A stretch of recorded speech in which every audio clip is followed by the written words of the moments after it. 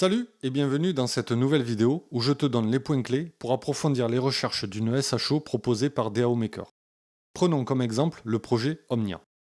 Alors déjà, il faut que tu regardes attentivement les chiffres des Key Metrics. La première information est de regarder le token supply, c'est-à-dire le nombre de tokens maximum qui seront en circulation. Si ce nombre est trop élevé, alors le projet aura moins de chances de prendre de la valeur. Au-dessus du milliard, disons que ça devient un peu compliqué.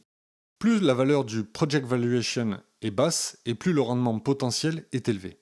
Mais plus le risque sera grand d'investir car un projet trop jeune a beaucoup plus de chances d'échouer qu'un projet déjà lancé depuis longtemps avec une capitalisation plus importante.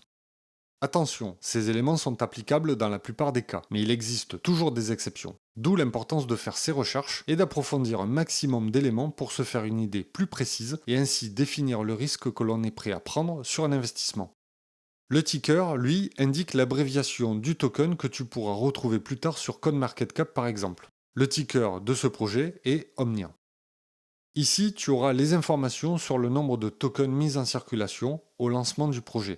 Ceci te donne une première idée sur le prix du token en divisant le Initial Market Cap par Initial Token Circulation. Dans l'onglet DAO Screening, tu peux voir qui est le lead VC et le market maker. Dans le cas de Omnia, il s'agit de DAO Maker. Ils sont donc directement concernés par le succès de ce projet.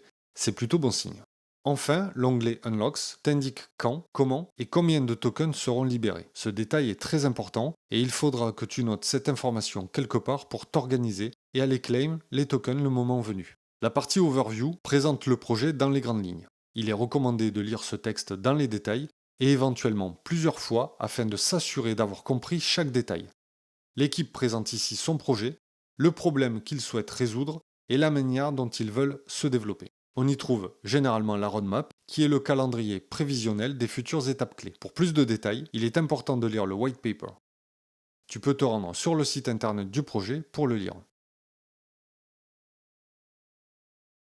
Un autre élément très important à lire et sur lequel tu dois avoir une réflexion est le token économique, c'est-à-dire le modèle économique mis en place par l'équipe pour faire vivre leur projet. Plus un modèle économique sera bien pensé, et plus il y aura de chances de prendre en valeur.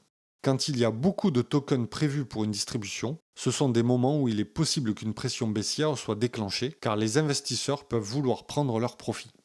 Vient ensuite la partie Team and Partners. Tu trouveras ici la liste de toute l'équipe et des partenaires clés du projet. À toi d'aller sur LinkedIn pour y consulter les profils et avoir plus de détails sur les carrières des uns et des autres. Ceci afin de te forger une opinion du sérieux de l'équipe. Enfin, dans l'onglet Metrics, tu as tous les chiffres importants à connaître et la méthode mise en place sur la distribution des tokens. À lire très attentivement car cela t'impactera directement si tu remportes des tickets gagnants. C'est là aussi qu'il faut regarder quand, combien et comment sont émis les tokens.